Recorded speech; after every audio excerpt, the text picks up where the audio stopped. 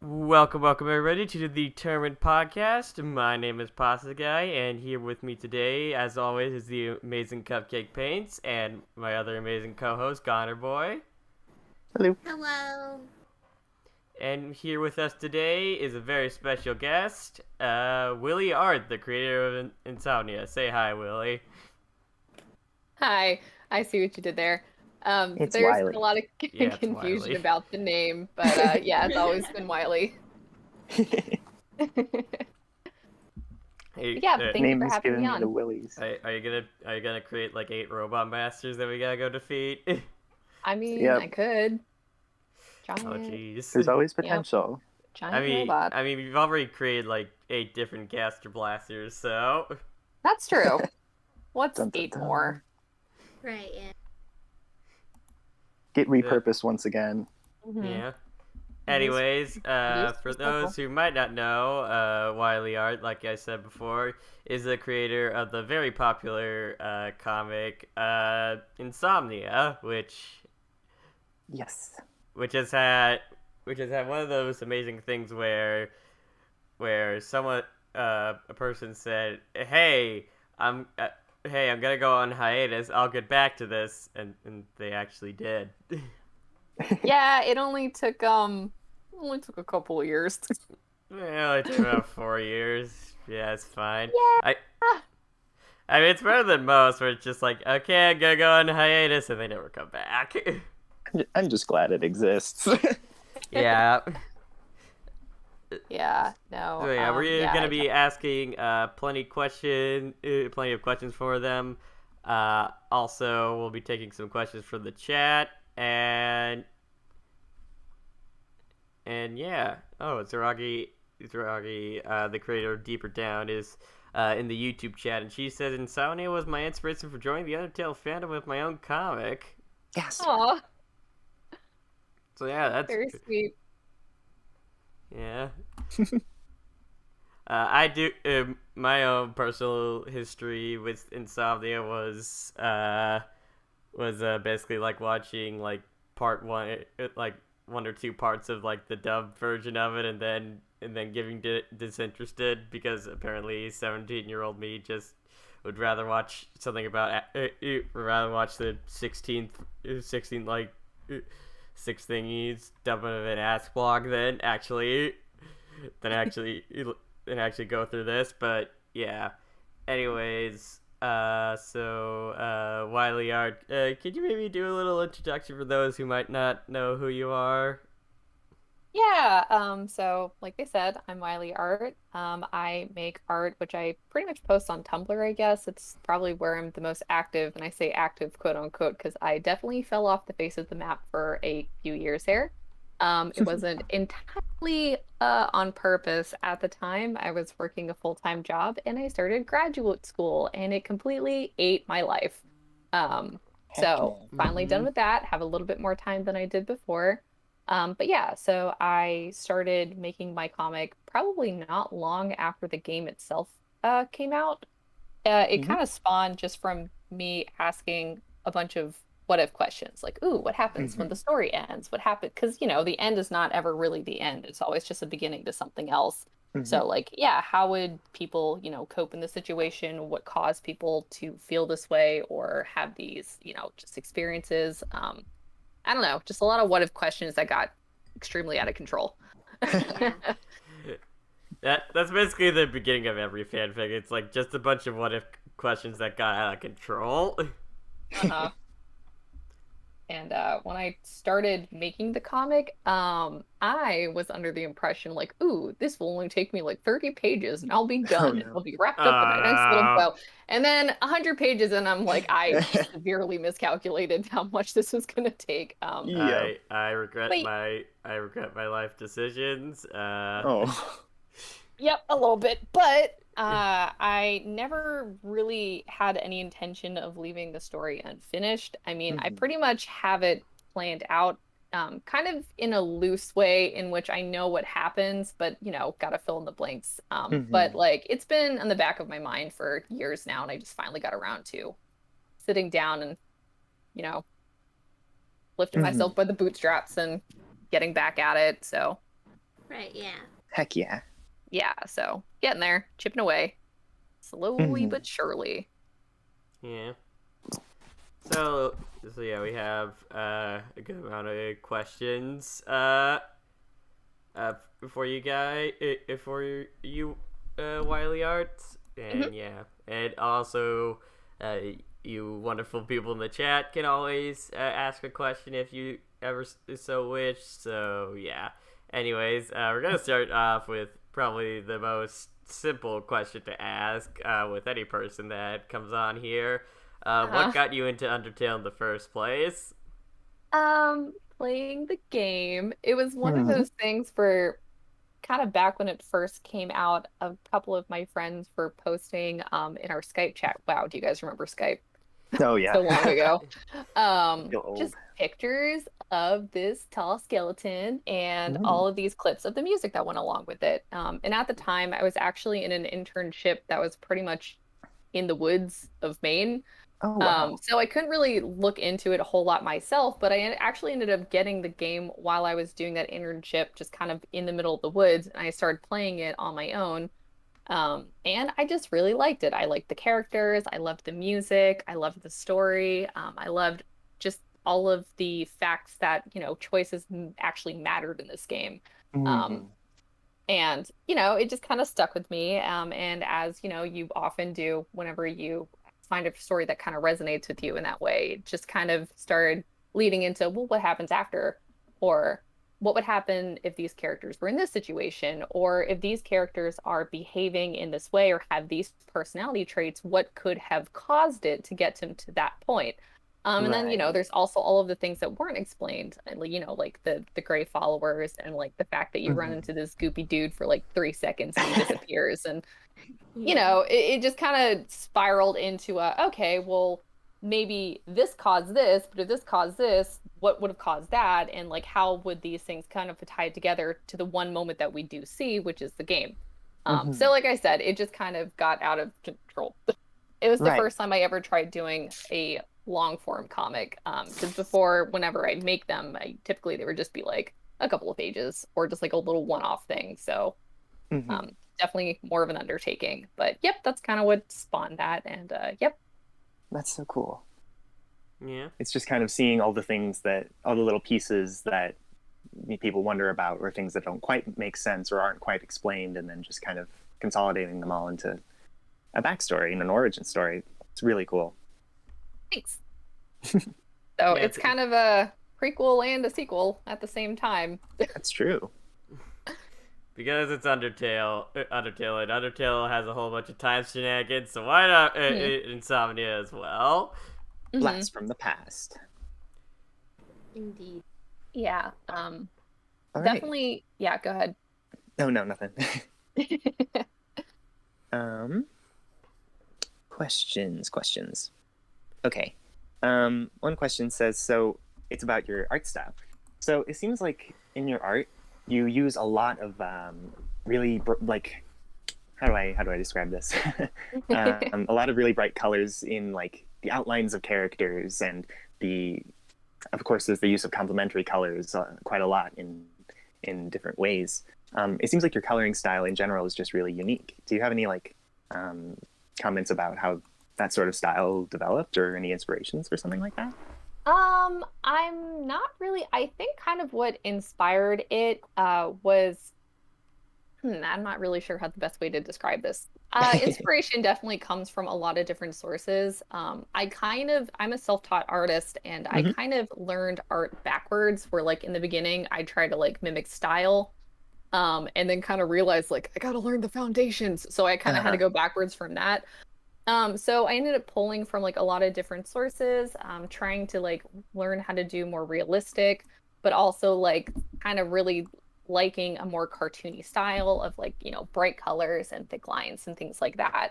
But it sort of melted into this weird cartoony style that also at times becomes more, I don't want to say realistic necessarily, but Hmm. like a kind of messy realism that's Yeah. sort of mixed in with the cartooniness. I'm not really sure. I think I like saw hard shading because I originally when I like drew when I was like younger. I would do like the soft brushes and the soft shading, and the shading wasn't Uh-huh. really dark. But then over time, I kind of realized like, oh, it can be more interesting if the contrast is deeper. Like if the bright Right. colors are really bright when the dark colors are also really dark, but then also like, oh, but you can have light do interesting things. Like you can give some light to that dark edge, which can help make it pop, or you can Hmm. use some color just to draw things out more that otherwise would be kind of hidden in that darker artwork. And I don't know, it just became like an amalgamation of a bunch of different messy things that I just kind of picked up over the years. I know that's not really the most concrete answer, but No, it's yeah, cool. it's more that I like contrast, I like bright colors. And It I is like, true. yeah, go ahead. Oh yeah, I was just saying it is true that those are things that really stand out in your art is the contrast and the use of bright colors. It has a very like sketchy yet like colorly, painterly sort of quality to it that's really really unique. Yeah. Thanks. Yeah, that's a good way of putting it. It's like sketchy painting. Yeah, Like the suggestions of things and like kind of, messy suggestions, but it kind of works out in the end somehow, I yeah, guess. I hope. I don't know. for Um, sure. and then the other thing that I very much like, which is kind of why I like comics and making that kind of art in general, is I like expression, but I also like body language being expression. Hmm. Like to be able to get across, what someone's feeling or what someone's thinking without necessarily being able to see their face. Right. So like to be able to kind of get across like that emotion, even if you don't necessarily have someone's expression to look at. Although I do Right. Just very the much like, gesture. yeah, I do very much like making expressions as well, though that's quite fun for me. But to be able Hmm. to do both is enjoyable. And Sans in this comic is very expressive. You know, a lot of people tend to draw him with kind of the static smile, but this is one of the comics where he's kind of allowed to emote a lot more, and that really kind of brings out the emotion of Sans. Yeah. Do you have like a favorite character that you like to draw, or thoughts on Sans's faces in Um, general?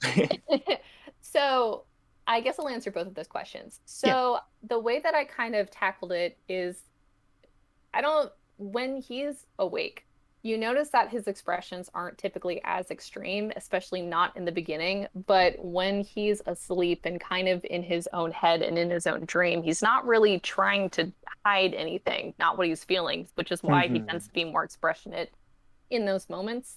Um, Mm-hmm. and then also, as time goes on, as he's getting more tired, when you're tired, it's more difficult to kind of have that control over yourself. You kind of start to slip up a little bit. He gets a little bit more, expressionate as the story goes on for those That's true. reasons. So there's that. And as far as my favorite character, I have to say I have a very soft spot for Papyrus. Um, Oh. Yeah. farther, yeah. Farther in the story, he definitely starts playing a bigger role. I just hadn't ever gotten to those points. We're getting there slowly but surely. But I know that definitely in the beginning, when I started writing, in the moments where he is in the story, I've tried to make sure that, he is also his own fully realized character. Hmm. Um, he has his own range of emotions. He's not always going to be chill or happy with a situation, but it's like trying Absolutely. to figure out how to show that range while it's still feeling like him. Like him Hmm. getting, frustrated with his brother not telling him things and how he handles, the situation, kind of stuck on the outside looking in for the time being. Right. And like The little moments relationship like is that. the Yeah. relationship is really well written. It feels Thank you. like very believable. Thank These you. guys had we all kind of when we do these podcasts, we tend to read through the comic all together and do Hmm. different voices and stuff. The whole Papyrus and Sans intervention was a very fun thing. All three of us were laughing our heads off at the Oh, three times it was brotherly so fun. combos and stuff.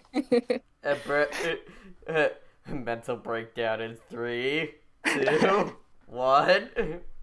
Yeah, 'cause I mean, that's how it is when you have siblings. Like, you can It's true. absolutely love them to death, but like, they're gonna frustrate you at times, and sometimes they frustrate you because you love them and you do have concerns. And, I feel like he's a pretty smart character in his own right, kind of Hmm. straddling that line between like more aware of what's going on than I think he's always given credit for, but sometimes is oblivious to certain things. It's a really weird line to try to straddle. Right. And that's just my interpretation. So, I don't know if there's any like right way of going about it, but that's just kind of how I looked at it when writing him. So, It certainly works. thank you. But also, yeah, he's very sweet. I like him. One of you guys have a question? Oh, yeah, I do. Your use of color in this story is very distinct. It uses it to symbolize a whole bunch of aspects of the story, from like showing like things as like inherently like one sole aspect, or actions as either filled with a certain emotion like determination or integrity, or so many other possible things. But yeah, I was just wondering if the I was just one I was just wondering what inspired you to make color such a big symbol in your story. So that was one of the very first things that kind of came to mind when I sort of started thinking about what this story would be. And I think this is gonna sound like kind of dumb, but it was the realization that cyan and red were complementary colors. Uh-huh. Like that was it. Because it's like when you do, for example, like the genocide route, and you have cyan usually typically pitted as like sans color versus determination, which is, red. Just like the contrast between the two and what them interacting together would be, like them kind of neutralizing each other, if you think about it. Yeah. Because like what could neutralize, that sort of all-encompassing drive to act or to do something or to change a situation, kind of bending it to your own will, but having the patience to kind of say that. Right. So I It's just like kind of ultimate... started, yeah, and like not, or like, because I think the other contrast that works is green, which is kindness with determination. If those things kind of interact with each other, I mean, what can keep determination from being a terrible thing? Kindness. I mean, you kind of see that in the original game. It guides it. Yeah, like all of your acts of kindness keep you kind of on that steady path of, getting everyone out in the end, as far as the game is concerned.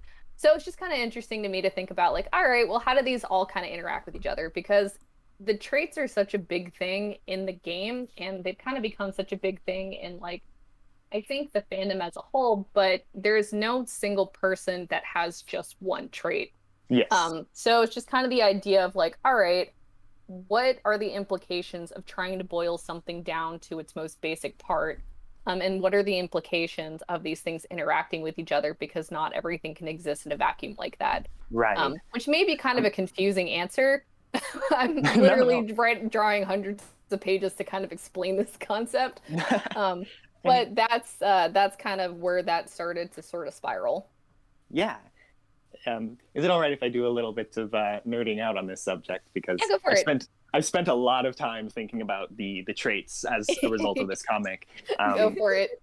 So the thing about the traits is that I love so much about Insomnia is how the traits interact with each other. They stabilize each other. They can go really well together, or they can kind of eat away at each other. And how each trait kind of, when isolated, can be a good thing or can be unhealthy. And so like determination, for an example, as you were saying, like determination on its own is kind of formless because you can be determined to do anything in the world. Yeah. And so kindness in a way is kind of like a good stabilizer for determination, in the sense that if you have kindness, it'll make sure that the thing that you're determined to do is something good. It'll keep it from being a destructive sort of force. Yeah. Meanwhile, the patience is more of like a neutralizer, where it's like the ultimate active trait versus the ultimate passive trait. And so they can kind of like do that. And so it's so cool to see all of the different traits getting to interact with all of the other ones. Because that was kind of the other thing that I sort of was trying to touch upon. I feel like, and I sort of did this in a little art series that I did. I don't know if you guys saw it. I did this art series of the fallen children Yeah, with their I traits. love them. Yeah, so Yes. for those who haven't seen that, so I did this series of art as the fallen children if the traits were corrupted. So justice becomes Mhm. vengeance, patience become inaction. And like Right. in the game itself, we definitely focused the most on determination and how that can go well or poorly for the world, Hmm. depending on the choices of the person. But honestly, any single one of those traits has the potential to be detrimental or it has the Absolutely. potential to be something good. So that was the other thing keeping in mind. So like patience isn't always a great thing if it Mm-mm. kind of brings you to a complete standstill, if it brings you to absolute inaction, especially in the face of, terrible things or things where you maybe do need a little bit of determination in order to, get something accomplished. Yeah, you need to Hmm. get And there's like stuff a done. You can't wait around for everything to no, and sort there's that like a out. fine yeah, and there's like a fine line between justice and vengeance. And, Hmm. there's kindness can become self-sacrifice. So it's like you got to be Right. careful about kind of pressing too hard into any one thing. Like it's good if that's a large characteristic of yourself, but any one of those can be destructive or beneficial depending on what's fueling it. Right. Absolutely. And so, in a sense, the traits all kind of need each other to function. Yep. Um, Which is why it's probably not great. They were isolated, but we're going to get to Indeed. that at some point in the future. Oh, it's so interesting. I'm And like, glad. one thing real quick is that once again, it seems like the main example that we see in the comic of a trait having two stabilizers is determination with green and cyan. But Mhm. when you come to kind of like the RGB versus RYB color spectrum, like each color technically has two stabilizers, right? Yep. And so like yellow could be with blue or purple. Yeah. I always love the idea of like justice and integrity, since integrity is like having moral values and justice is like kind of retribution for having a lack of moral values or something like that. But Yep. we And we've that is. seen, yeah. Oh, good. No, no, go ahead. Go ahead. Go ahead. You go first. I'm kind of Sorry. going It's off. very difficult not to interrupt people in this format, so It apologies. is. No, but I was going to say, actually, it's funny you mention that because that is also something that gets touched upon, and that was all I was going to say. So, Oh, I'm so happy about that. okay. I'm glad. um, but it seems like right now the main traits that we're focusing on is integrity and determination and patience, with a little bit of like bravery and kindness mixed in there. Right now, it seems like yellow and purple, especially purple, are kind of in the background. Would you say that that all of the traits kind of will get like a place to shine in the story, or is it mainly focused on Sans and the traits associated with his sort of character and his psychology? All of the traits do come up. Okay. I think probably in the order that I can think of, assuming that this pans out the way that I'm planning, the next one up should be probably purple. Um, Ooh. but we'll see how that goes. We're getting there. Um, but yeah, so all of the traits are important. Mm-hmm. And I've kind of lost my thread of thought. Oh, my bad. Oh dear. No, but no, they're all important. And the implications of trying to like, isolate something down to just a single thing is Mm-hmm. also something that kind of gets explored. But yeah, for right now, I definitely would say that the biggest focus is between the integrity, the patience, and the determination, those three colors. Um, Mm-hmm. and also the change. Like, how did he go from integrity to patience? How was there that Mm. color change? That Right. was also Sans something lost his that integrity. yeah, so there's certain like hints that you see in the memories or the nightmares, however you want to kind of think of them at this point. They're kind of a mix of the two, sort of memories distorted in a kind of nightmarish Mm-hmm. way. But there's hints that, hey, in the past, things are pretty different. He was Right. kind of different. He had Like 15 HP. he had 15 HP. He Yeah. had both of his magic in both of his eyes. He had a completely different magic color because, gravity magic is that darker blue. So, Mm-hmm. what happened between point A to point B to kind of get from this scenario where it's like you're an intern working under this guy who has a very Mm-hmm. important role for pretty much all of society. And then You don't know who he is. Nobody remembers who he is. You are not that person you were in the past. You look in your past self and you don't even recognize them. So how did you get to that point? That's amazing. So we're gonna get there. Yeah. Yeah. And I I mean- guess yeah, and like that's the other thing is also like you know, your memories being unreliable, because that's one of the interesting things about the game that I notice is there's implications that the characters can kind of guess certain things may have happened, but it doesn't seem like anyone, not even Sans, knows 100% for sure what had happened. So the idea of, okay, so there was some kind of a reset or some kind of a loop, but there was bleed over. It wasn't perfect. It was an imperfect reset, and there's carryover data from things that had happened before. Interesting. So it's kind of like the exploration of like, all right, so we have fragments, but it's hard to tell if they're reliable because it's not like I remember these. I'm just having nightmares. So then you're like second guessing yourself, and it's like, is there anything to be concerned about? Like, what's going on? But then you start finding things that don't add up. Like, why do I have this substance in my system that couldn't have ever happened? It doesn't make any sense. So, anyways, lots of True. questions. I asked too many questions, and they came up with too many answers. Paradoxes, anomalies. Shenanigans. Yes. Skullduggery. Yes. I'm gonna let you guys ask some questions because I feel like I've I've been going on I for a while. I mean, it makes sense. You are the most passionate about this comic, so. Actually, Zuragi has a question in the chat. So, Ooh. Zuragi asks, Wiley, you've graduated from grad school. Did you go for art, and is that what you do for work now? Or did you go for something else and have a job other than art, with art more as a hobby? Yeah, so I am a self-taught artist. The only art class I've ever taken was a watercolors class, like for the technique. So actually, I went to school for environmental science, and my graduate school degree was for resource management. So I do environmental science work currently. That's kind of what I do. So definitely art is my hobby. You know, what I do for fun. Nice. Yeah. Don't give up on your dreams, kids. Don't give up on your dreams, kids, even when you have to go through graduate school. Oh yeah. Your life may be consumed for 2 years or 3 or however long it takes. However, once you have it, no one can take it from you. You have it for forever. Indeed. Yes. Did you graduate recently then? So I graduated in the end of 2019. Oh, okay. And then I was like, yeah, 2020, gonna get up and at it. And then the weather said there was a plague outside. So Yeah, that's right. Stuff kind of And got then the stalled. world ended. Yeah, yeah, 2020 was kind of not as productive. Well, you know, it doesn't need to be productive when there's a lot of stuff going on. So I didn't quite get back into the swing of things like I'd planned. But then 2021, I was like, you know, just gonna start at some point. So just started throwing things back into the void, and here we are.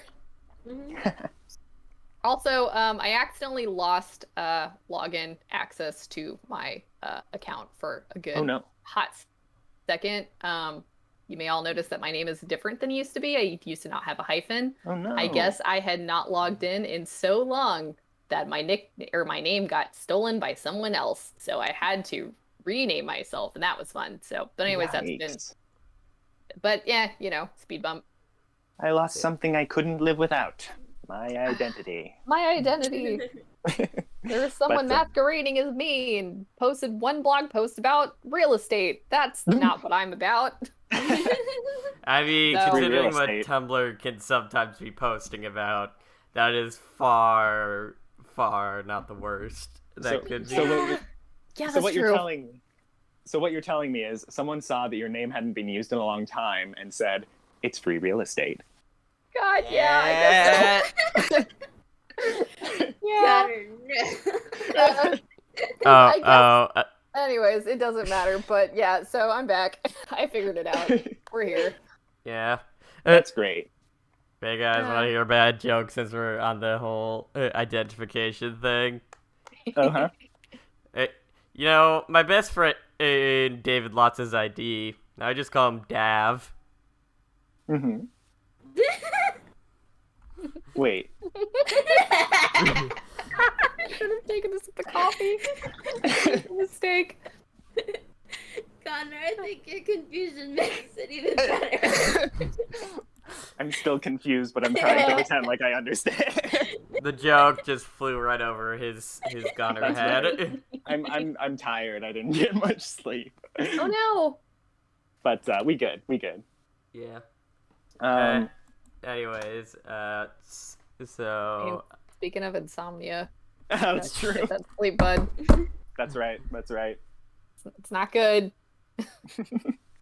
Have I learned nothing from this comic? Sleep is good. yeah, That's get right. some That's the proper real moral sleep, of the story. kids. Or you'll start hallucinating void people. It's not great. That's right. Yeah. Anyways, Oh, but I like the void people. but wait, He's a good man. if we're hallucinating the void people and we're tired, does that mean if I got a proper 8 hours of sleep, Goner Boy would just not exist anymore? That's correct. No more goners. Aw, but you're a cool dude. No, thank you. Okay. That means that fan art that you made of my stories would be gone too. That's correct. Oh, that'd be so sad. Yeah. Ooh. Anyways, I if do have I another may question, ask but I a feel like question. yeah, you can do that. Go for it. All right. So, how your comic uses flashbacks is interesting. With it more being an investigation of oneself than just explaining past information. What made you come up with a concept such as this? The whole flashbacks being, it's not just like memories and flashbacks. It's like, it's like Sans' mind actually like looking into himself and all that, and him talking with his quote unquote past self. I'm not I guess it was just like an interesting idea to me, like to be able to kind of interact with your own dream in kind of that lucid way. Mhm. And to kind of have, that self-talk, like, when you're awake at night and you're kind of having those, introspective moments, or that, existential dread that settles in sometimes, like the things that you say to yourself in those moments. Especially when your thoughts are kind of fuzzy and you don't really know what's going on. That wasn't a very clear answer. I don't know how to kind of explain it, but it's just like, I don't know. I thought it would be interesting to kind of have a moment of having that self-talk. When you have that little head in the back of your mind that's like, maybe this isn't a good idea. Maybe we shouldn't do that. Or, hey, why are we doing this? Or why did you do this? Or, having kind of like the little voice in the back of your head kind of going, interacting, it's you, but Mhm. you always listen to it. No, I Mm-hmm. don't know. Yeah, it is pretty cool how like this younger version of Sans, it's almost like his sort of conscience, or some sort of like, it's like his internal self, and that kind of self-talk idea, Yeah. kind of, as you're saying, it works really well with integrity and everything. Yeah, having Honesty with your feelings. it's like, yeah, there's that, and then also there's just kind of like, what would it look like if you did have a conversation with kind of the you of the past? Because Mhm. people change all the time. Who you were when you were like 10, 15, 20, 30, 40, like it changes more often than I think we think. And it was just kind of interesting, like, would you recognize the person that you were if you met them face to face? Right. And then kind of wondering, like, I wonder what changed. So there was also that, I wanted that contrast of like, all right, he's clearly very different. You have like this 19-year-old intern, and he's like more energetic, he's more optimistic, he seems to have more of a drive to do things, he seems to be more put together, getting things done, keeping this dude in the lab kind of functioning, kind of like Papyrus does for him in the future. And it's like, why am I not like that anymore? How was I ever like that?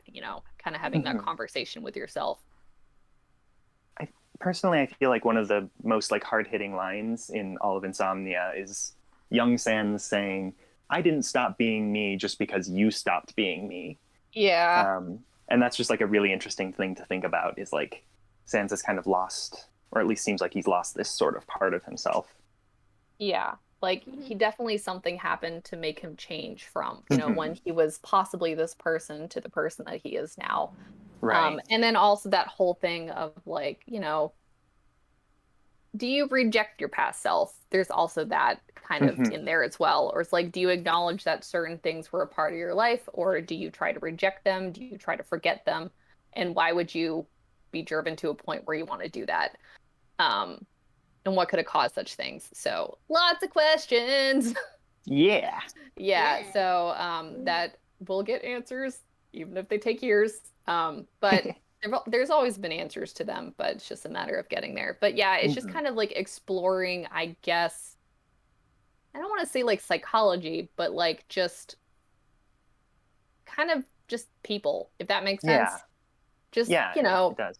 if there's characters and they have their own like personalities and traits and memories and things that they went through, just how all of these outside forces and sort of stimuli can sort of affect someone and make them go from point A to point B, or like how would they react under these situations and why would they Mm. react under those situations in that way. Hmm. So, because in the game, we only see these characters for a single day. But True. before that, like they had their lives that made them into who they were in that moment where you meet them. And then once they're out, they have their own lives that they experience in this completely new world that they have to now navigate with the tools that they have and, the personalities and the outlooks that they currently are equipped with. And then that's also affected by, the things that they had gone through in the past. It's like, anyone who's gone through like something, traumatic, it can make things a little bit more difficult to navigate, like, being overwhelmed in crowds or being suspicious in a situation. You have memories of maybe being hurt by a human. Now you're around a bunch of them. Mm. Like things Yeah. like that. Like it may be a more like rocky adjustment, even if it doesn't on the surface seem like there are any issues at hand. But you never know what's going on in someone's head. So I guess that's why we're looking into it. Yeah. Right. Also, I just wanted to say that as a relatively short person, I relate so much to Sans in that crowd scene. Just like I'm ducking under getting people. lost. Yeah, Coming through. just Like like help. like the slight panic of ah, so many Like, people bigger than me. like I can't see over this crowd. Help. Where's my Yeah, tall brother? yep. I need it. Yeah. Come on, come on, come on, brother. Like, put me on your shoulders. Make me Piggyback. tall. I'm space efficient. Help. But yeah, Yes. so a bit of a rambling answer, but No, that's good. there we go. It's the best kind of answer. Um, questions. Yes. Okay, one question Mhm. is plants in the story are associated with kindness, and obviously that fits because they're green. But was there Mhm. anything else that like kind of went into that decision and kind of the implications of the red burning away the green, flowey burning away the kindness sort of thing? I guess what made you pick plants as kindness? So that has a couple of answers to it. And one's kind of been implied, but not gone into completely quite yet. Mhm. But when there was one of the memories, not the first one, I think it was the second one. I should remember this. I literally wrote this, but when they're in the lab and they're kind of explaining, like, all right, this is what we're trying to do. We're trying to create basically an artificial soul using traits that we have since we don't Mhm. have enough souls to, like, bring down the barrier. And they're sort of explaining, like, all right, this is how we mapped out a human soul. We kind of use like a chromatography technique as you would use in Mhm. plants.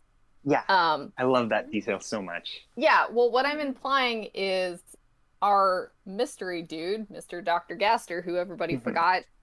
Well, first and foremost, at least in this one of his kind of he started out as a botanist Interesting. before anything. We haven't quite gotten that point, but like that's why he has the plant samples. That's why he used kind of that, like, okay, this is how we map out color in a leaf. Let me see if I can work this into something usable for the situation. Like He little seemed very details like fond of his that. plants. Yeah. I mean, Mhm. because they would be pretty precious in a place where you can't leave. So what you Mhm. have Oh, is that's Yeah. what you true. have as far as like limited resources. So yeah, so he's a botanist, so plants kind of come in that regard.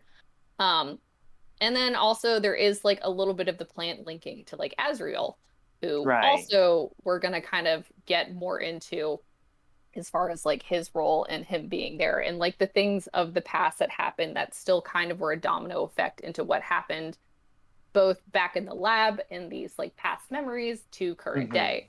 Because Exciting. you can't, yeah, because like one of the most instrumental parts of the entire story, which is something we never actually see but hear about, is like what happened to Kara and what happened to Azrael. Right. So the plants are also kind of a little bit of an homage to that. And then also, yeah, the color green. Yeah. And also kind of, I guess, the idea that you look after these plants, you tend to them in the garden, you have to take a lot of care with them, and that kind of fits with kindness as well. Kindness Yeah. to them.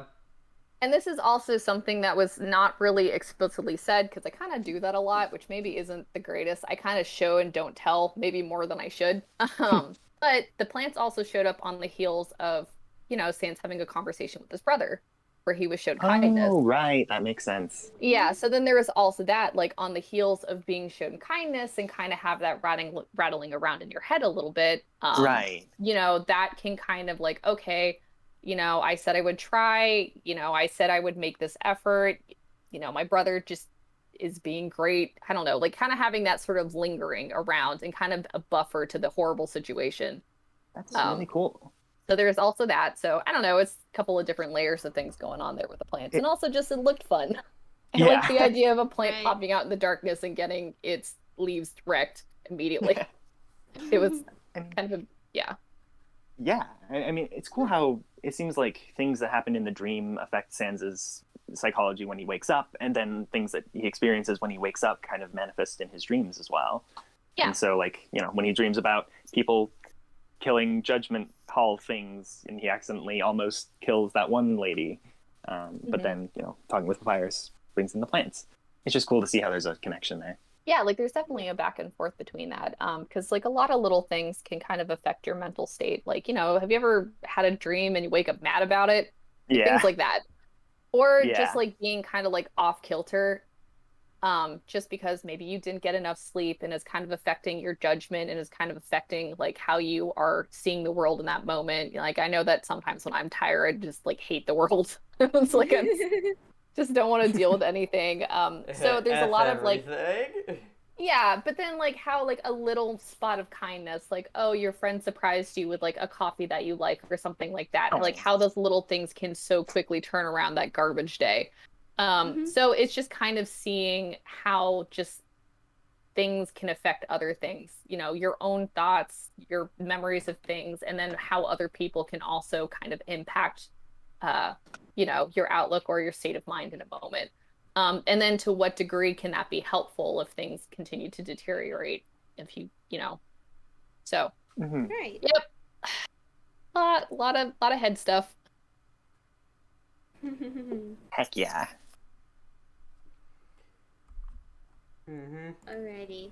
So, let's see. Oh, yes. The different blaster designs are very unique. What helped you come up with those designs?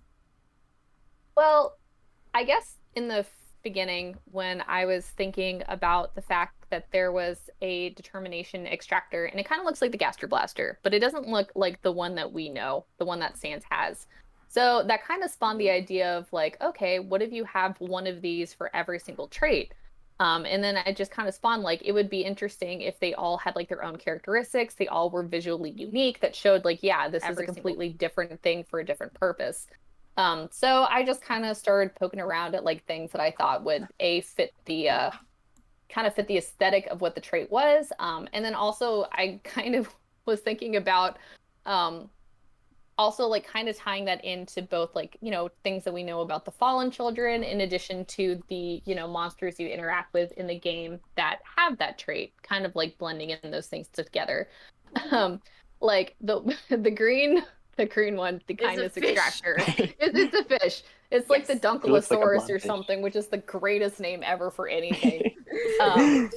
And it's like the inspiration for that is like, all right, well, you know, the person we see most associated with this trait is like Undyne, who has, you know, very fish aesthetic. So like that was kind of inspiration for that.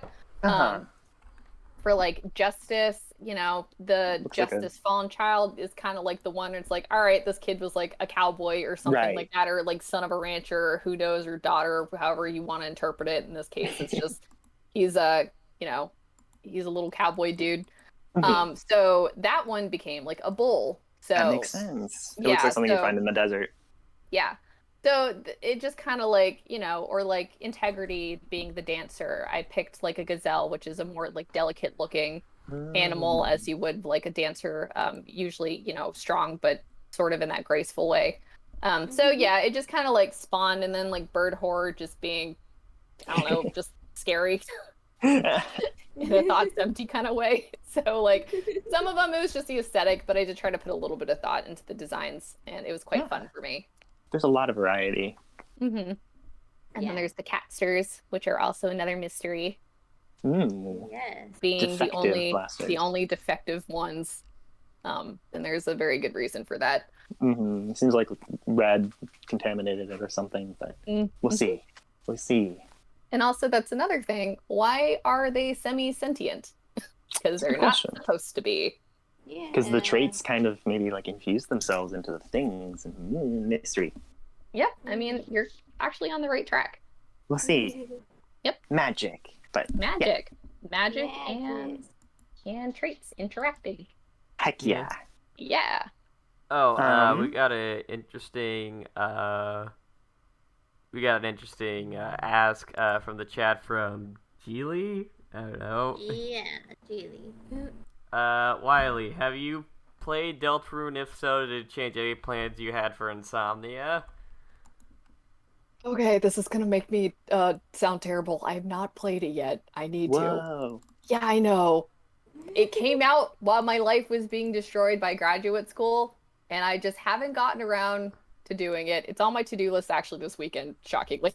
But honestly, ironically, yeah, I know. But yeah, so I really need to play it. I know it's terrible that I haven't yet. That's bad on me. I know, right? But You're I'm in for a wild ride, then. Yeah, I bet. But really, the story hasn't really changed that much at all, even during the 4-year accidental hiatus that I took. I guess I will see when I play if there's anything that I want to try to incorporate it, but I think just regardless of what's in the game, it probably isn't going to affect kind of the goal of the story that's currently being explored. But we'll see. We'll see. Yeah, I'll find out. Yeah. That's gonna be it. Yeah, I'm super. That's gonna be great for you to experience. Yes, I'm quite excited. It's one of those things that I kind of slacked on, so I'm going to get on it. No problem. One question is, do you have a favorite trait or trait combination to like, whether that be like the aesthetic of it or kind of the philosophy behind it? I kind of really enjoy the, let's see, how do I put this? I like the interaction, I think like you said earlier, between integrity and justice. Okay. So that's gonna, because like that's cool. another, yeah, that's something that, well, integrity and justice and patience and justice. Particularly patience and justice, because the fallen children. Well, there's that, but then also when you do the genocide fight with Sans, his eye is cyan and yellow. Yep. Which is an interesting combination because you have that patience trait, but then you also have that trait of justice, which could be vengeance or also judgment. So I think that that's kind of interesting, the fact that those two are paired together. It doesn't completely fit with the whole color wheel situation, but I also kind of like toying with the idea that all of the traits can in some way interact with each other, and then create something new. So that'll be interesting to explore at some point. I'm getting there. I feel like that's my answer for a lot of things, is I'm getting there. Yeah, I mean, it makes sense that people can exhibit traits that aren't necessarily opposites, Oh, but then also the obvious one, which I literally should have started with first, but the combination of integrity and orange, and Right. Blue and bravery. Actually, that's probably one of the singular most important pairs in the entire story. Fascinating. For reasons that we will get to, but yeah, we haven't quite touched upon that yet. But that's a very important dichotomy of that integrity and that justice, Interesting. because they are one of the pairs that also can kind of neutralize each other. Right. And also, The courage to be yourself. there is Something definitely like that. But also because of like, you know, the association of those colors, like papyrus is often associated with those two colors. And in this story, you know, Sans' younger self is that integrity dark blue, whereas his little brother is that, you know, that orange, even though we haven't quite seen him in the past yet. Right. But, you know, like a little bit there, because also, you know, the relationship between brothers is extremely important. Right. It is kind of interesting because Sans in Insomnia is very much like red and cyan with like a hint of stuff, and then Papyrus is like blue and orange, and then they both kind of have the hint of red in there. Anyway. Yeah. But yeah. Because that's also like another thing, like definitely we haven't quite reached that point in the story, but like, you know, when all this stuff in the past was going down, Papyrus was there too. So we'll kind of see like some of the stuff that he did in the past and like some of his choices and like how things are affecting him as well, because it's not just when you're dealing with something, sometimes it's not always solely you also dealing with the effects of that. It can also be the people around you. And then you have the situation where, you know, you have a close pair of brothers. Like, what is it like to see your sibling have something going on and you don't know how to help because you don't know what's going on? So, you know, lots of things to explore. Absolutely. Oh, I'm hyped for Papyrus, though. Pass Papyrus. I love him so much. So adorable. More I guess Papyrus, the other... more capsters. Yes. Yeah. The other sibling pair is Azrael and Kara.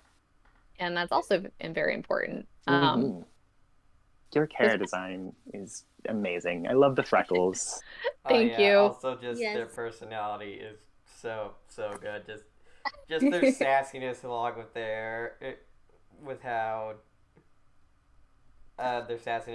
how they are with how they're kind of cynical to all this stuff. By now, I'm just like, holy crap, that's. I'm glad they're just like perfect distilled Kara. I haven't really seen, and this is also probably me living under a rock, but I really haven't seen, because I know it's out there, I just haven't found it personally myself. I just probably haven't looked hard enough, but I haven't really seen a lot of how other people interpret Kara, I guess. So I've kind of like their personality, I've worked in sort of a vacuum in that regard, you know, beyond being, you know, creepy smiling child wielding a knife. So, you know, that was another thing that I try to work in is like, okay, so you're a kid who went up on this mountain for less than happy reasons. You know, what were your motivations? Why did you do everything that you did? And how would being awake after things didn't turn out the way that you had thought they were going to go affect you? And then also kind of being along for the ride for, you know, the various runs that went on in this particular world. Because it is implied that they made it as far as the Judgment Hall, but something happened where they bailed. And we haven't quite gotten to what happened there, why it happened, or what could have caused that run in the first place. There are certain like implications, but, you know, we haven't quite explored that aspect. So that's the other kind of thing that's sort of being looked at. There's that relationship, between like Kara and Frisk, but then there's also that weird dichotomy between like Frisk and Sans, because, you know, they seem to care about each other and they seem to be friends, but then there's also this unsure kind of aloofness at times, where they don't know how to interact, where it's kind of that thing where both kind of have an idea that something terrible happened, but neither of them want to talk about it, but it's like that elephant in the room. And And you can't, one remembers what happens, but the other can't prove what happens, but has enough evidence to kind of be like, all right, this more than likely is how things went down, which is not great. And like, how do you come to terms with that? So it's sort of a complicated relationship right there. Yeah. You know, helping this kid with homework, and then also, you know, not trusting them entirely, but still caring for them, but then also being suspicious. I don't know. It's a very odd situation. It is odd when someone that you very much like and care for, because you've seen this caring side of them, you have this suspicion that they have been a completely different person in the past and are hiding something from you, you know? Yeah, and you have like enough proof, you know, with, you know, the timeline shenanigans and starting up and shutting, or like starting and ending and things like that. And like the memories of these awful things of like, I don't 100% know that this happened, but I'm pretty sure this happened. And then either way, you're still stuck with the nightmare. So that's still a thing plaguing you regardless. So it's, yeah, it kind of makes that a weird situation that will eventually have to come to a head. Right. The Demon Child, it's interesting how it looks like it's almost like a fusion of Kara and Frisk's designs. Yeah. Yeah, and it's like, more like the run itself. Yeah. But if you think about it, you know, Sans never sees Kara. Exactly. No one ever sees Kara. They always see Frisk. So, of course, any kind of, you know, manifestation of whatever is going on there, it looks like Frisk. Totally makes sense. Yeah. So, yep. There is that. The confrontation between Sans and Frisk about all these things would be very interesting. Yeah, well, we'll see how it goes. Indeed. There's certainly things that are going to be coming down the pipeline. Right. All right. So we have another question from Zeragi, which is kind of for all of us, I guess. If you guys had a trait or combination of traits, what would you be? Ooh. You guys go first. I'm very curious. One time I took a Undertale, like, which aspect are you quiz. I got perseverance. I don't know what else that'd be. Interesting. Alrighty. I'd also probably be perseverance. I mean, here I am 4 years later. I mean, I'd like to think that I'm kindness, but... Yeah, I'd say Cupcake's a pretty kindness person. Yeah, Cupcake is kindness. I'd probably be patience, if I had to choose like a main trait. And I'm not just biased because my favorite color is cyan. But really? Okay, sometimes things just kind of neatly fold into place, so exactly. It could be both. Both could be the answer. Yeah. It is cool to see how I don't know. It's hard to like quantify yourself, I guess. Yeah, it is difficult because there's definitely like what we want to be and then like what we are. Right. But, you know, it can always be something to strive for. Like, you know, kindness is a good example. Anyone can be kind. It's kind of a practice more than an inherent trait at times. I mean, it definitely comes easy to some people, but like anyone has the potential to be that. Right. And certainly other traits can help with being kind, you know, especially patience, etc. Yep, have the patience to be kind, have the courage to be kind. Right. Which is important. Ooh. So, yep. Heck yeah. Yeah. Woo. If you guys don't, I have a question. Go for it. What we're here for, we're here for something. Go away. I just feel like I'm talking a lot. No, go for it. But I have a lot of things on my mind. It seems really interesting where Kara's like blood sample is how they got like the soul readout of traits. And they have a lot of like bravery, which makes sense considering how much of a rash plan it kind of was to go up to the surface and do this thing. Yeah. in that like dream sequence where Azriel and Kara are talking to each other, it's really cool how like their souls are like glowing different colors, and you have the green and the red, obviously, but then like Azriel's soul glows yellow and Kara's glows purple and cyan, and it just really seems like they complement each other, or at least that they like the combination of their souls kind of was able to neutralize each other. No, so I thought that was a cool touch. Yeah, thank you.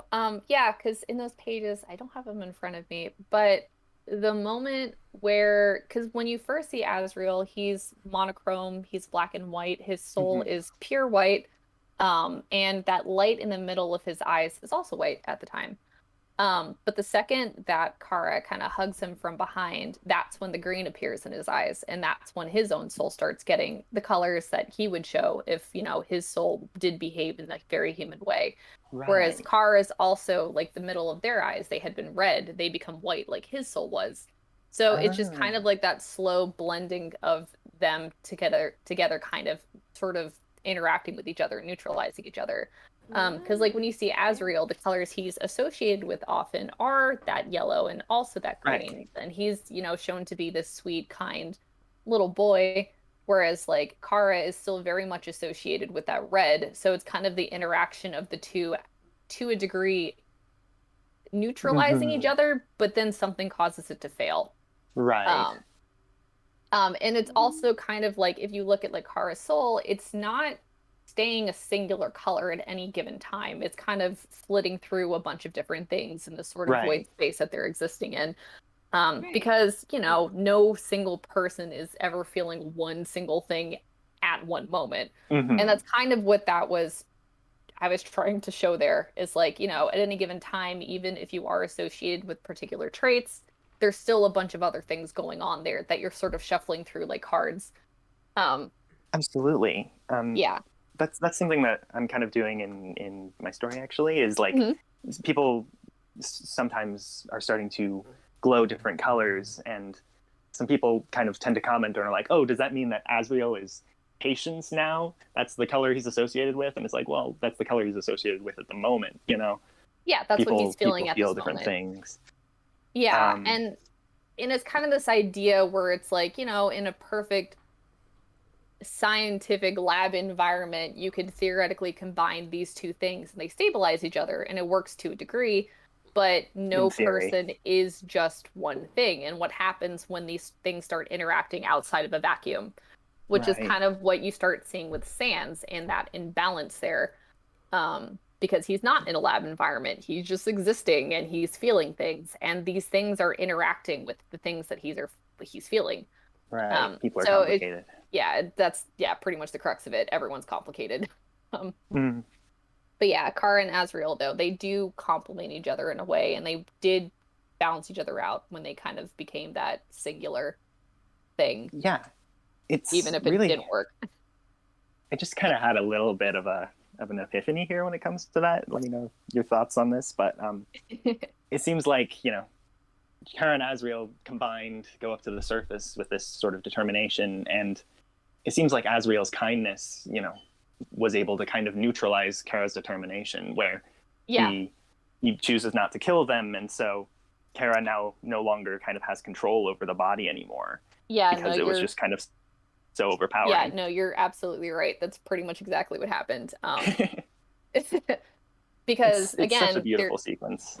Yeah, they're sharing kind of this body now, and suddenly you have two completely different personalities sort of warring at each other for what to do.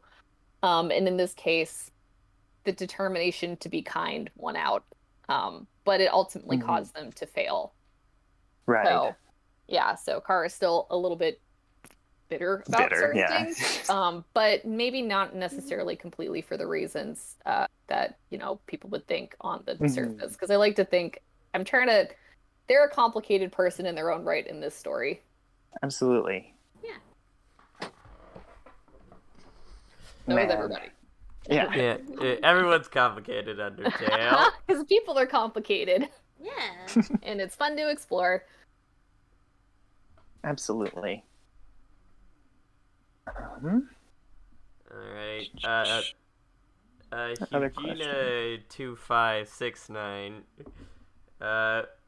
There's some more. They specifically put it for like specific AUs, but uh, what are your thoughts on Underfill and Underswap? But I'm gonna use that as a jumping off point to like more generally. What do you think of some of the other AUs that the community has come up with? Yeah. I think they're pretty dang cool. Like, I mean, my story is definitely, I'm trying to kind of make it, it's not really an alternate universe. It's more like okay, the story ended, what could possibly happen? But, like, I really love to see when people kind of just take a what if question and just go hog wild with it. It's been great because I have never, ever seen any kind of, like, fandom or story or anything like this that's splintered into so many of its own little things that kind of took a life of their own. Right. Like, yeah. I mean, because like all of these were created by people. These concepts are all, you know, fan art. Someone made a fan character with their own spin on it, and that kind of started begetting other people being inspired by those things to create their own stories and their own fan art and their own like what if scenarios for those what if scenarios, and it just kind of shattered in every direction into infinity. And it's been really interesting to see. Do you have any AUs that you personally enjoy a good amount, or? I like when any of them involve space.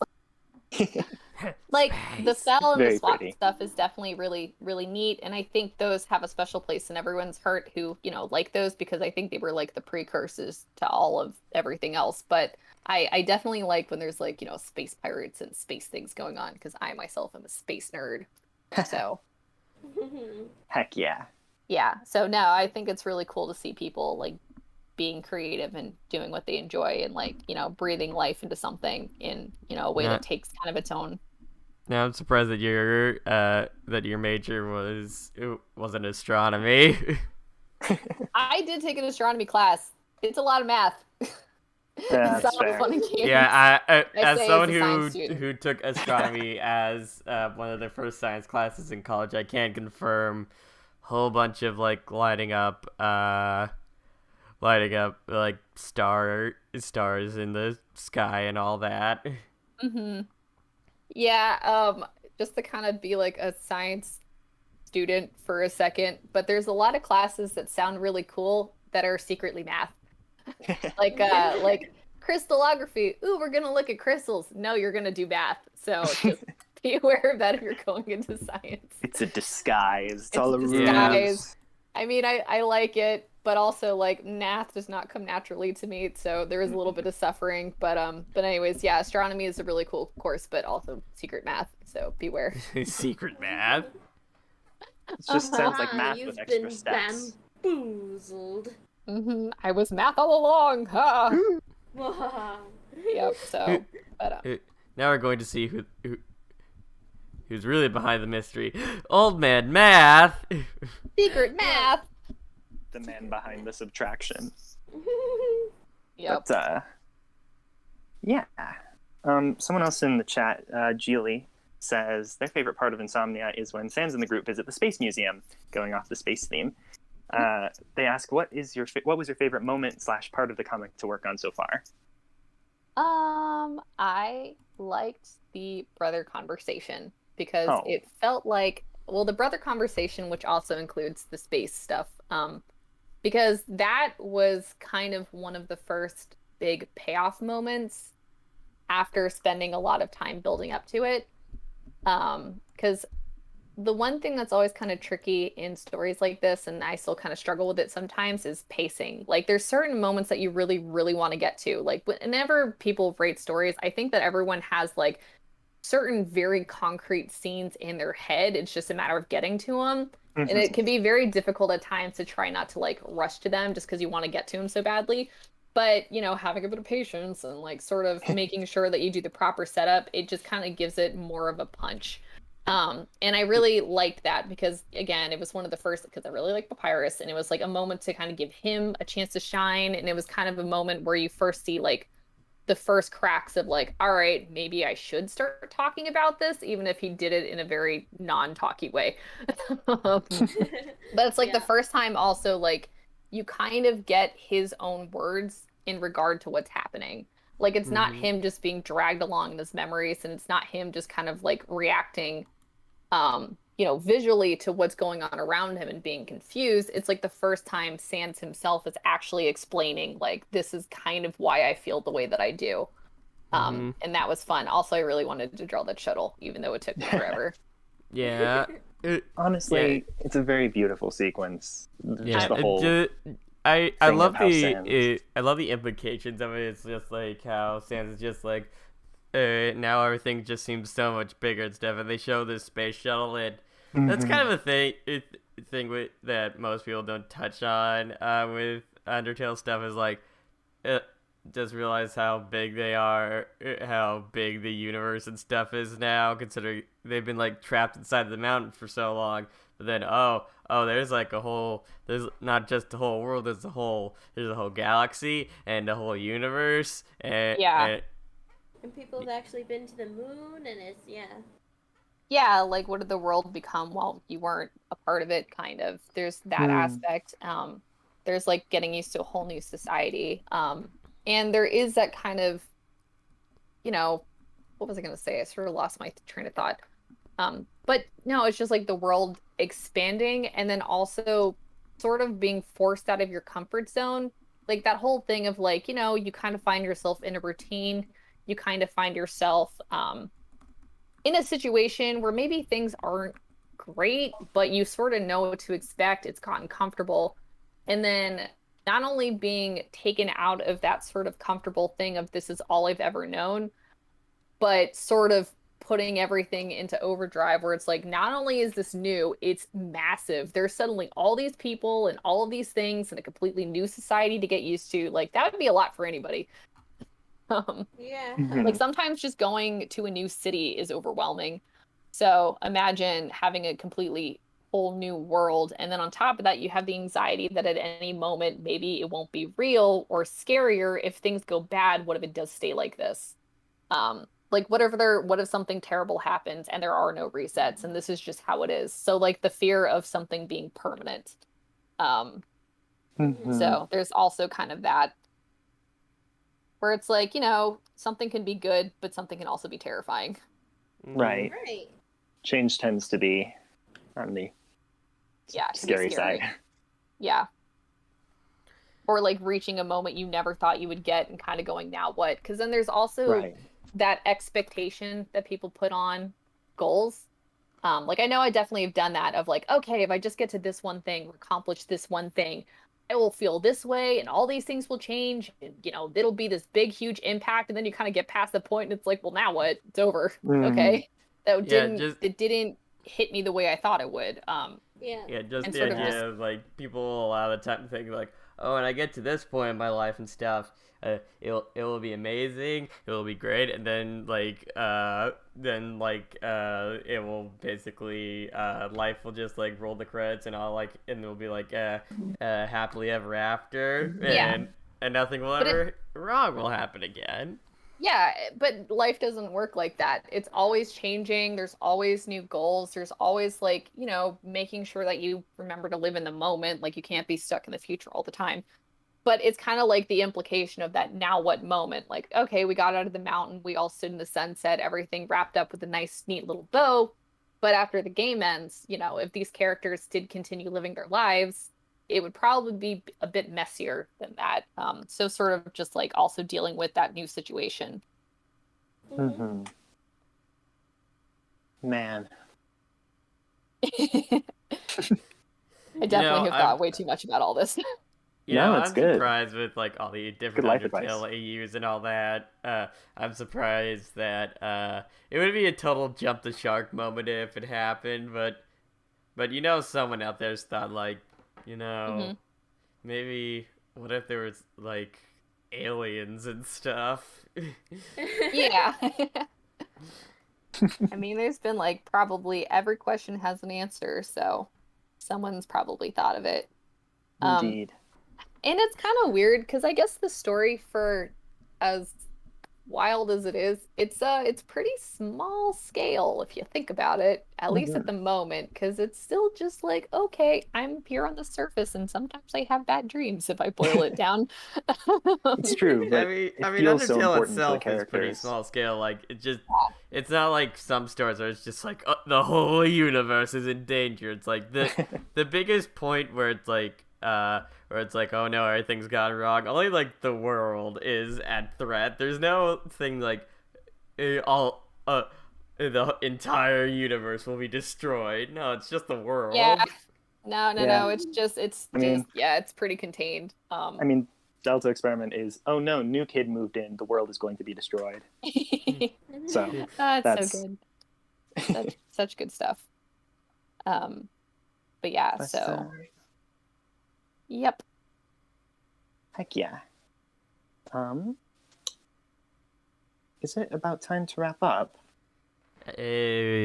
I mean, no, we got, yeah, well, we're about an hour and 20 minutes in, but we usually like to go for an hour and a half.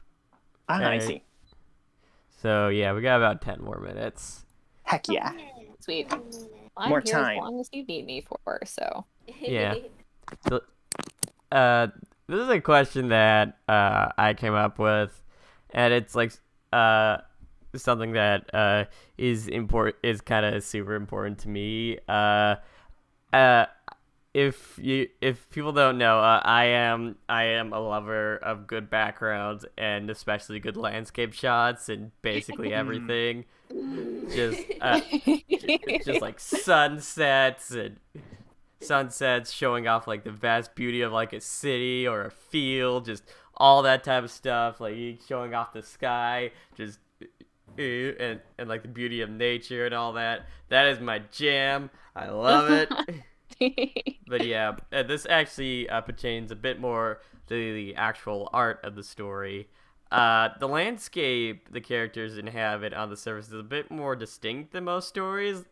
Uh, like, like when I think about a lot of Undertale AUs and stuff, it's just like they're on the surface, and a lot of time they make it as generic as possible. Like basically it's just like it could take place in basically like anywhere. It's like if anywhere in like Western world Yeah. type of place, but with yours uh it's like there's like a distinct distinctness to it. It's like there's a distinct like nature to it. Like there's like good amount of Beautiful pine trees. trees and all that. Yeah. What Flowers. yeah, what gave you inspiration to set the characters in such a place? I'm guessing this is just a wild guess, but I'm guessing it's just like it's mostly based off of like where you've lived and where you've lived. So, yeah. Kind of, but not exactly. So there's so I live in Florida. Which is no, I guess we That's have fun. pine trees, but we don't really have those kinds of pine trees. I because also we don't have mountains, so but I have been to places with mountains, so I kind of based it off of, all right, so if there was a city or a town, as you see in the end credits, it kind of looks like it's sort of nestled in a little valley at the foot of all these mountains. There's lots of trees around, and I try to kind of create an base that reflected that, like it could look like it would be there. Um, but also I wanted it to look like a real lived-in world to a degree. Because that's such an important part. It's like we're on the surface. What is this surface world like for us now? Mm.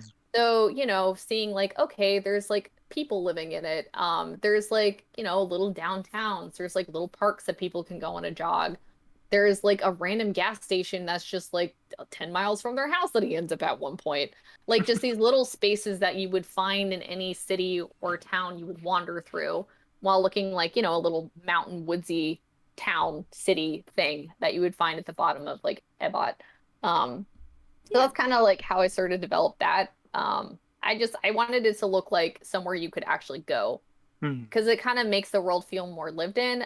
It's also kind of why I made the decision to like, every time there's a new day or a new night, they're wearing different clothes, things like that. Yeah. Like things to make it look like they're actually living in this new world. And like, all right, Tuesday I'm wearing this shirt, Wednesday I'm wearing this shirt. We're gonna go to this place, this coffee shop, this park. Like there's things to do and go to, and in the background there's still also people kind of doing their own thing in this world.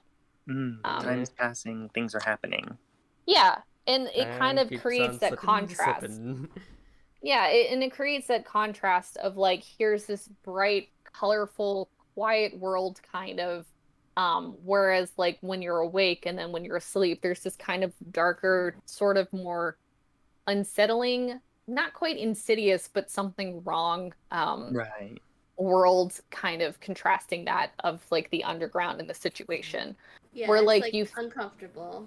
Yeah, like it's uncomfortable, it's darker, it's less detailed in the beginning. As the dreams go on, the backgrounds become more detailed as like, more memories are coming in kind of.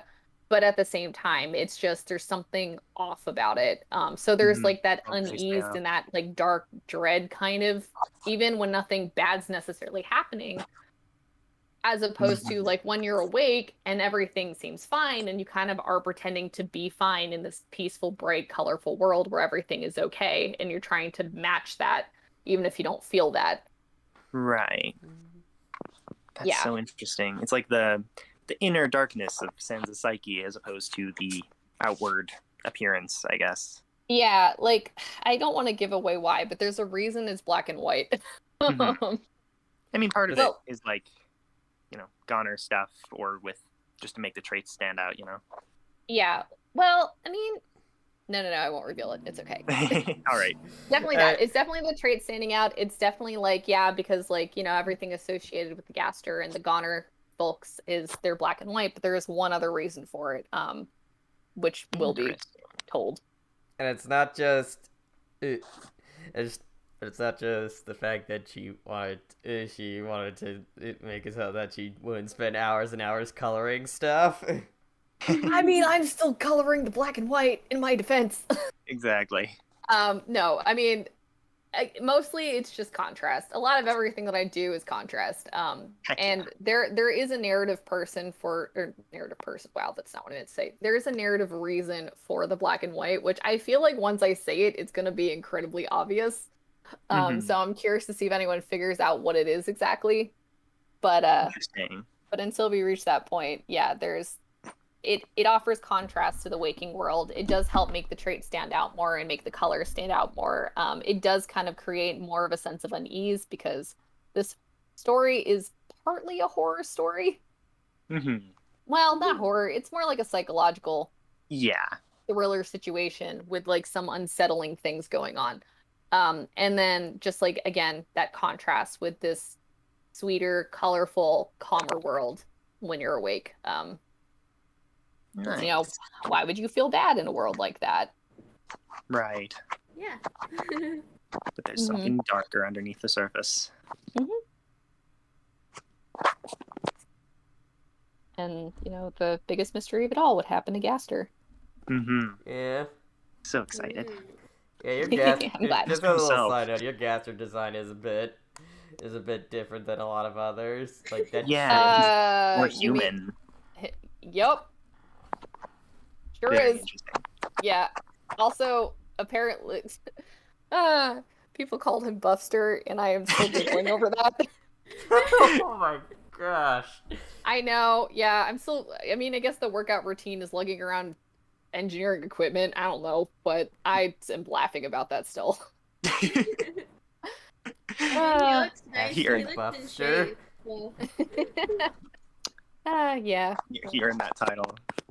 Yeah, no, but yeah, so he does look a little less monster-like than some of the other folks. And he's clearly not a skeleton. Or just a skeleton. Yeah, he's something else. I think I actually said what he was before, so I guess I can just kind of explain it now. Okay. But he is a revenant. I won't explain why, but I'll let people kind of, chew on that if they would like. Wow.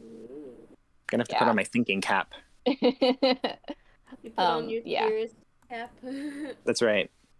Yeah, so in this he's that, and then it's also, well, how did you become that to this more nightmarish thing that we see? So yeah. So a lot of it is, how did we get from point A to point B? There's a lot of missing gaps, and we're gonna fill them in slowly. Right. Find out the truth. Yep, see what's going on, or at least one version of it. Because Yeah. lots of people have lots of interesting takes, and this is just one. Indeed. Yeah. I guess another question that's a bit off topic is, do you have any like advice for people who are, thinking about making their own stories or their own comics or stuff of that nature? Comic. Yeah. I think this is the advice that I fall back on the most, but just remember you are your own first audience. Like whenever I do art or make stories, usually it's because it's something either A, I wanted to see, or something that makes me laugh, or something that I just found interesting personally, so I'm making it for me. And I think people can kind of pick up on when you're enjoying your work. So I don't think it's always good to try to like force something, like making something solely with the goal in mind of having someone see it, if that makes sense, but because you want to see it. Because I think people can stay inspired longer when it's something that they truly enjoy. And then also, like, don't be afraid about enjoying what you like. Like, if you have a concept or you have an idea that you think is interesting, just like go for it. Just do it. I don't know. Life's too short to worry about stuff like that. So just have fun with it and enjoy your own work. And remember, you are your first audience. So have a little bit of that bravery and integrity. Yep. Life's too short awesome. to worry about what people think. I don't know. Have fun. Have fun with your work. You make what you want for you. Yep. And then it's really cool when other people enjoy it. But those people will find you. Yeah. So. So cool. That's all I got. Alrighty. Alright, chat. This is your last chance. If you want to ask questions, you better ask them now.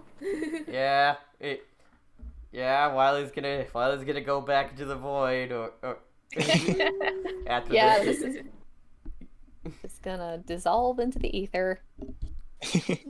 Just gonna pop out of reality and pop only back in when she needs to answer Tumblr ask or post a new comic page. Yeah. Oh, and I did make one grievous miscalculation / error probably. No. So updates are probably going to still be a little bit slow, but the reason for it is one of them is going to be moving, and I don't know if I should have made that choice. So patience with me if I take forever. I'm grappling a couple of different things in one go, so there's that. All right. Yep. Dr. Mecha asks, what are your opinions on codes, or also known as multiversal travelers like Ink and Error? I mean, it's a pretty neat concept. So it's actually kind of funny. I was in the stream when Lover of Piggies made Error. Oh wow. Yeah, I remember because there was a cap of only like 50 people, and the prompt was something along the lines of Scary Sands, and then that's what they got, and then it just kind of evolved from there, and it's really exciting. But like, yeah, I don't really know. Like, I think it's an interesting concept. It's really interesting how there is this new kind of like fan lore on top of the lore that there is, because a lot of concepts that become so popular in like storytelling and comics and a lot of these like alternate universes that people made don't really have anything as much to do with the game itself, but they've kind of created like its own like layers and layers and layers upon a lot of these ideas, which are just pretty neat. Like the whole idea, like, oh, okay, yeah, like all these different universes are just like different lines of code where like something shifted a little bit to the left or something like that, and then you have these people who like exist outside of it. So I don't know, I think it's still like it's a neat concept, and I kind of like seeing everyone give all these layers and life to things and kind of make the source more than it originally was, I guess. Undertale's kind of become a genre as opposed to just a franchise. Yeah, like it's just become just so many like just worlds upon worlds upon worlds just kind of built on this thing, and like some resemble it and some don't, but the stories are all still pretty interesting. So it's really neat to see what people have come up with. Yeah. But yeah, so Mhm. no, I think they're interesting. It's neat to see what people have come up with. Yeah. Yee. All right. Are there any other questions you guys in the chat want? If not, I guess we can wrap up if that's what we want to do.